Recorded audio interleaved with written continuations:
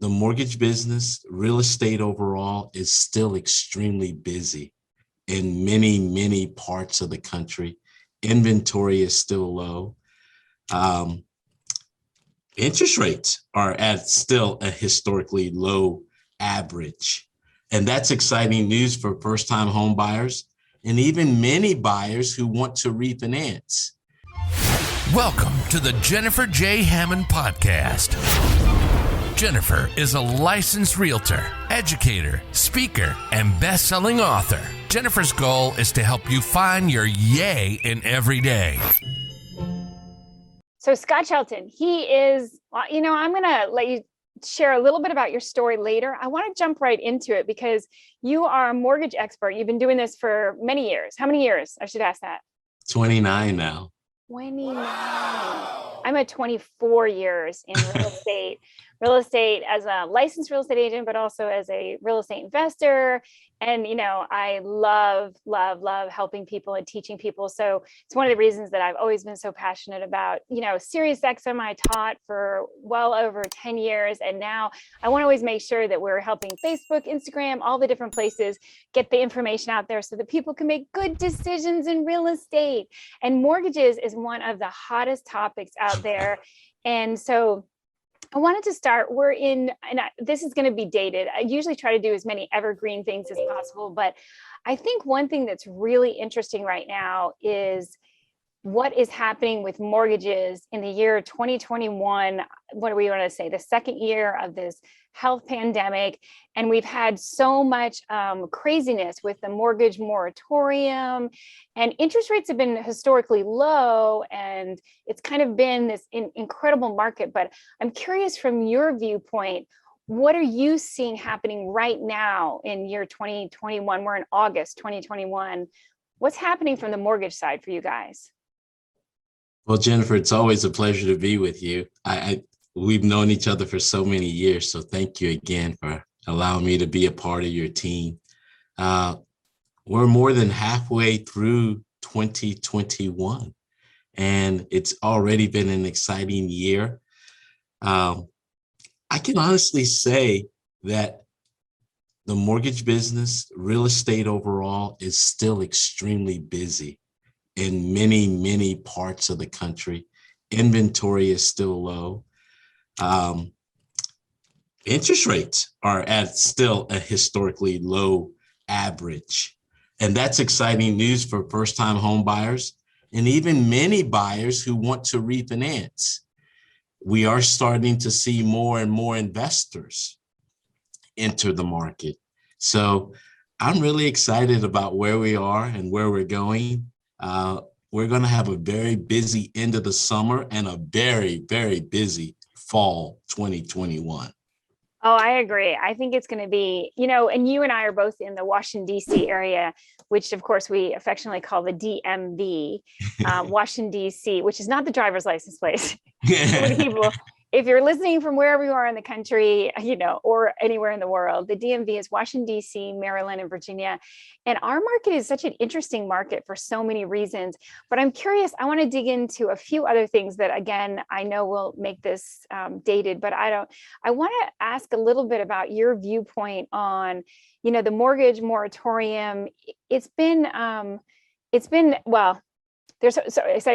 First of all, for those who are not paying their mortgages, what are you seeing as far as many people, we were talking about this last week, foreclosures and short sales? Do you predict that you're going to see a lot of those, or has this really prevented that from happening? It is a mixed bag. I think that's the best way to communicate it. It is a mixed bag. There are quite a few folks still suffering on being able to pay their mortgages. It is difficult to pay. At the same time, delinquencies have not been astoundingly going through the roof. Jennifer, there is some talk that we're going to have some possible or potential foreclosures hit the market. When? We don't know. But there is a lot of talk that there are some foreclosures due to COVID-19 in 2020 and throughout 2021. that there is a room full of foreclosures, if I can phrase it that way, that could potentially be released and hit the market, which could open up the door for a lot of first-time home buyers and potential investor buyers. This moratorium, in all fairness, we never want to see people lose their homes. No, never. We work so hard to create a culture, a mortgage culture, a real estate culture, where everyone can have the dream of home ownership. Yeah. And due to this pandemic and due to employment issues, and it just has unfortunately devastated families, jobs, but I do have some hope. And I think we're going to have a rebound. So we're going in the right direction. So we're going to keep hope positive on this front. I like that. I know that I'm famous for my yays, and Yes, I you just are. always Yes, you are. Yay! So I love keeping hope alive, but it is really interesting the impacts that this market, not only the people who had the mortgage moratorium, but also I'm curious on the investor front, your viewpoint on, now we're looking at well, and of course there's the federal, but then there's, I want to say statewide, but in DC, we're not a state. So barring that little bit of confusion. So what about the investors who their tenants haven't had to pay rent? What is your prediction? Do you guys, I don't know if you're following any statistics on that or any idea on what's going to happen with all of those properties? Do you think that they're going to end up in foreclosure, or do you have any metrics to be gauging that? The short answer would be yes. We do believe they're going to fall into foreclosure. Okay. We do not specifically follow the metrics and statistics on those particular items, but investors purchase properties. They purchase these properties with the hope of appreciation and with the hope that someone else can move into that property and help them pay off that property so that they can have a long-term investment. And now with folks not paying the mortgages or paying their monthly rents on these mortgages to the investors, that puts the investor in a very compromised position. I think we have a lot of savvy investors out there who want to keep their credit in great standing. So they'll do what they need to do to keep that property afloat. But it really creates a very big challenge for them financially and economically each and every month. 3 months, 6 months, okay. But when we start to go 8, 12, 14 months plus, that's a whole different ballgame. Yeah. It's interesting because I see it from so many different angles, and it makes me think of that, the idea that we are all connected. If your neighbor is having a hard time, guess what? It actually, it impacts you. And I think in the United States, we so often, we individuate, we all try to kind of close in and not, I don't know, it's almost like a racehorse. We're on this race and we put blinders on and we forget to look to our left and to our right and to see what's happening with the neighbors, and really understanding that we're all connected. Whatever is happening is going to impact us. And how can isn't that so interesting that this pandemic, and we're talking about economics and real estate and financial, but this pandemic has want to cause us to kind of isolate and go inward. But the more we realize what's really going on here, we're so interconnected. Exactly. And we need each other. Yeah, we need each other so badly. And it's interesting, but when I look at the mortgages, from the investor viewpoint, even the first time home buyer, from each different viewpoint, I realize that we are all connected. And with the pandemic, it's made us, I think, I always have been very I love to get to know my neighbors, and I constantly, I know this isn't going to surprise you because you've known me for so long, but I love to have to give and to provide random acts of kindness. So, Yes. for where I'm living, I've been here a couple of years, and every year on random days, I will leave like a potted plant on everybody's, because I live in a cul-de-sac. So my one block little cul-de-sac, I'll go make sure everybody has a new potted plant, or and sometimes on Easter morning, I'll go and get, tulips or something, and I'll put it on everybody's front porch. And sometimes I leave a note, sometimes I don't leave a note. Sure, Or I'll just say happy Easter, or I'll just say have a great day, have a yay day, or something funny. But I realized even in my neighborhood, and I say even in the fact that it's amazing, if you observe, you will notice, I want to say, it's like every so often I'll walk in my neighborhood and I'll be like, oh, I never noticed that tree, but it's a pretty big tree. So it didn't just arrive. Right. And it's the same thing with your neighbors. Oh, did I notice that house is actually vacant now? Yes. And I was like, and of course I'm licensed real estate agent, so I can look it up, and I'll be like, but anybody can look up in the public records. And I'm like, oh, so I didn't even realize that was actually a rental. That person wasn't an owner.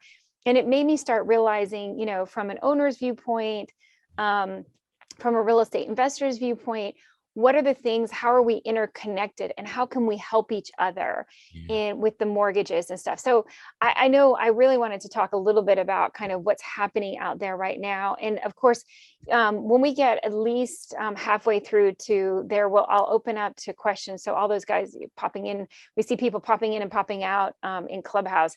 We'll definitely answer your questions in a minute, but I wanted to kind of get your idea about what was happening from your viewpoint. The other thing is I want to shift, and we're going to kind of go backwards, because I want to shift and talk about refinances. And then I want to shift and then talk about first-time home buyers and all that. There's so many programs out there that people don't realize are out there.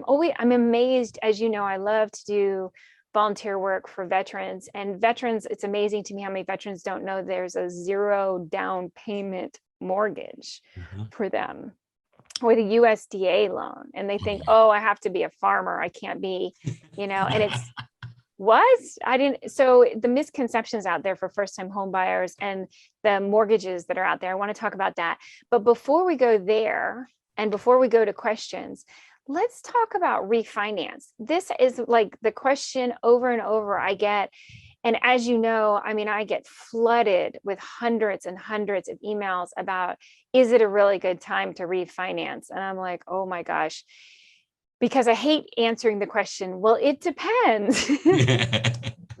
And yet, as you know, it's like a fingerprint. It depends on what their mortgage is, what the situation is, and all of that kind of stuff. So how do you answer that question? When is it a good time to refinance? What are the indicators that someone should be looking for?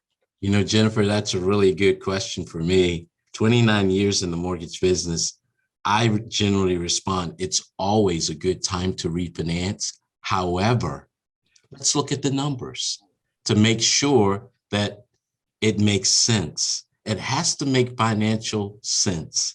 But it's always a good time to refinance if the opportunity makes good financial sense. So if we can save X amount of dollars per month, where we don't eat into the equity of your home, interest rates at an all-time low.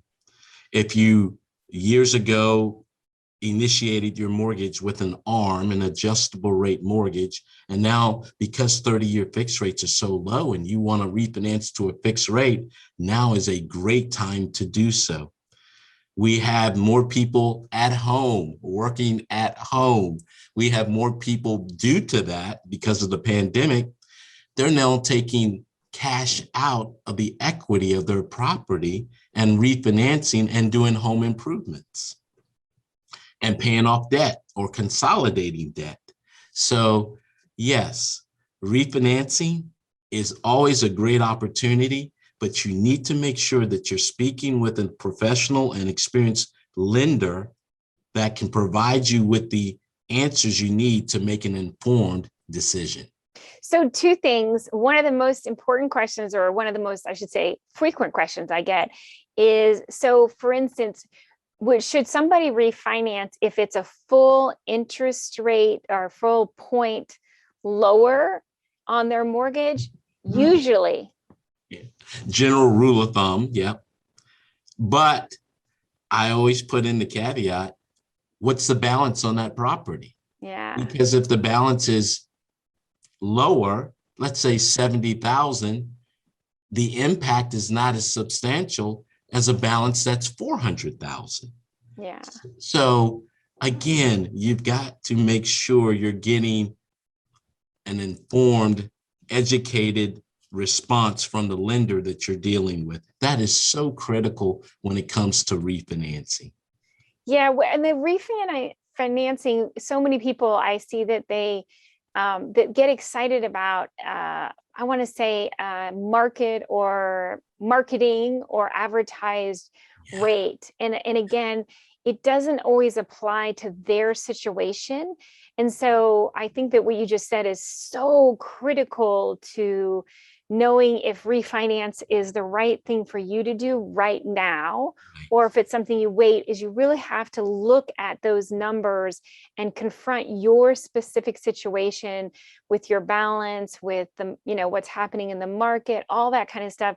You have to talk to a professional. As you know, I always talk about, you need to create your team, because we want the team, every team person on there, every person that you hire, I want to say hire, whether it's a licensed real estate agent, an attorney, a mortgage specialist, whoever it is, you need to make sure you're talking to a professional.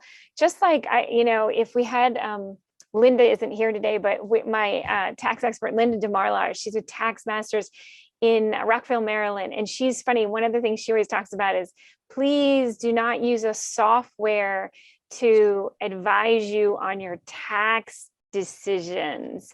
And the same thing, with real estate. So many times people think, oh, well, we got all these great new sites, I can go look at it myself. And you don't realize, oh dear, that can really get you into trouble, because you're missing the human element of having somebody really look at your situation and analyze it. And I know you have a team of people that help with that. And I mean, that's not something that's a long process, right? You can look at something really quickly and be able to help somebody and advise somebody. That's true. I have a team of experienced loan officers that can take 20, 30 minutes to evaluate your situation and give you some pertinent feedback. Yeah. This is dollars and cents. I mean, this is your mortgage, one of the biggest, if not the biggest investment you have made or will ever make. So it's critical that you speak with someone who has the experience, that can take the time, review your current mortgage statement, review your current interest rate, what your current balance is, what your equity position is, what the current rates are, and do that comparison to say, this is how long it's going to take you. If you refinance your mortgage, you're going to be able to recoup your money in 12 months, or you're going to be able to break even in 14 months, or you're going to break even in 6 years. No, yeah, that's not the answer. Right. To take advantage of a refinance opportunity. Yeah. And I hear that, I mean, from not only my friends, family, clients, they'll say, oh, I just got this in the mail and it says that I can get my mortgage down to, and I won't even say some of the interest rates. And I'm like, okay, Yes. That's a marketing piece. That's not necessarily truth for you. I know It has your name on it, and it does feel like that would be the honest truth. But so I guess the other thing is when people are looking at refinancing, I think that it's something where, again, you need to have truth. Yes. About what numbers are going to matter. And one of the biggest factors is the closing costs on the refinance. Will you speak to that a little bit? Sure. Today, with a lot of our systems, depending upon which program you're looking at refinancing into, we can do appraisal property waivers, depending upon the equity in your property. So Appraisals generally cost several $100s, anywhere from $350 to $500 on an appraisal. That's part of your closing costs. You have attorney's fees, you have recordation taxes. These fees, these costs, these charges on a refinance are less than what it costs to do a purchase when you initially purchased your home. But when you add up these costs on a refinance, we want to make sure that you're able to break even within, I always tell my customers, within 12 months. So if your current rate versus the new rate and you add in the closing cost, if that difference doesn't allow you to break even within 12 to 14, 15 months, then maybe this is not the right time to take advantage of a refinance opportunity. I agree. So that's one of the things that I wanted to just again highlight was the refinances. So often I get that question, oh, it's a whole 1% interest rate lower. And I'm like, okay, but where did you get that information? Did you actually talk to somebody? Right. Or did you, and if you talk to somebody, did they actually look at your current mortgage? Or was it just just like a marketing piece you might get in the mail? Getting the true information to make good decisions in real estate has to do with actually getting the real information, so to speak. And so often people overlook that because again, I feel like we are like these horses with blinders on, and we're on a horse race and we're not paying attention to the fact that we need to actually look at the details and make sure that whatever we're looking at is the right thing for us, whatever it is, if you're looking at a refinance. So one other thing about refinance, and then I want to switch topics to first-time home buyers and veterans and such. And then if we have time, I want to switch over to investors and investor loans. And for those who are out there, but again, in this amazing, interesting world, a very interesting, I'm just going to say interesting. That's the best word I can come up with. This very interesting year, 2021. Yes. But listen, one more thing about refinance. Of course, there's so often people ask about PMI, private mortgage insurance, and refinancing so they can get rid of private mortgage insurance. Will you talk a little bit about that and what is private mortgage insurance, what it takes to get rid of it, and what are some of the restrictions of not being able to get rid of PMI? Oh yeah, there's a lot of different ways to describe PMI. Private mortgage insurance is placed on a mortgage. A conventional loan is placed on a conventional loan when your down payment is less than 20%. However, we have some really great mortgage insurance companies today. In today's world, I've seen the evolution process over these last 29 years. That you can make a down payment at 5%, not the required 20%, because you don't have to make a 20% down payment anymore to have a mortgage, as long as your credit is in good standing and you have the ability to repay. That's the focus phrase, ability to repay. But at 5% down, we can structure a loan with no mortgage insurance. Wow. So 10% down. Yeah. So 10% down, we can structure a loan with no mortgage insurance. No longer do you have to make 20% down or 20% down payment to have no mortgage insurance. Mortgage insurance is simply default insurance. Should you default on this loan, there's a third party that will ensure the mortgage lender that they don't lose their shirt on that loan. That's the simple language, the best way I would communicate it in layman's terms. So the mortgage insurance companies that we deal with today do a fantastic job analyzing risk, no matter what the down payment is. So if someone came to me today, hey, I did take out a mortgage, it has mortgage insurance. Again, you've got to be talking to a mortgage specialist who is experienced and understands how to look at your situation. How long have you had the property? What's the current market value of the property? What's the current balance on your property? And determine that equity spread to see what your loan to value is, which we as an acronym call an LTV. So once we determine some of these things, we then can make a decision or help you make a decision as the borrower on whether mortgage insurance can be dropped at this specific time, or do you want to make a cash investment into your mortgage to eliminate PMI, private mortgage insurance. So again, a discussion with someone who's experienced is so critical and so necessary. And it's so interesting because, again, these are financial decisions that will impact you for years to come. Yes. And that's part of the reason that, I want to have these conversations, because so often I'm just absolutely amazed by, and I want to say it, by people that I really look up to. And then I realize, oh my gosh, they really don't understand refinance, and they really don't understand how to make that decision so that it's a good decision that helps them for years to come.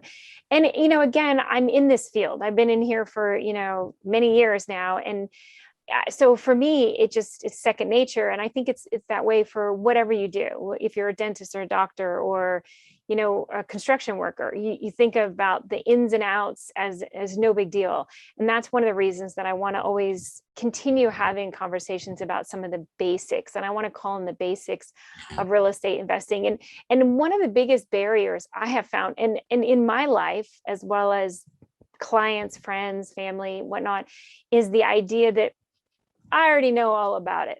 You don't have to tell me anything. And I've caught myself where I'm like, oh, no, I know all about that.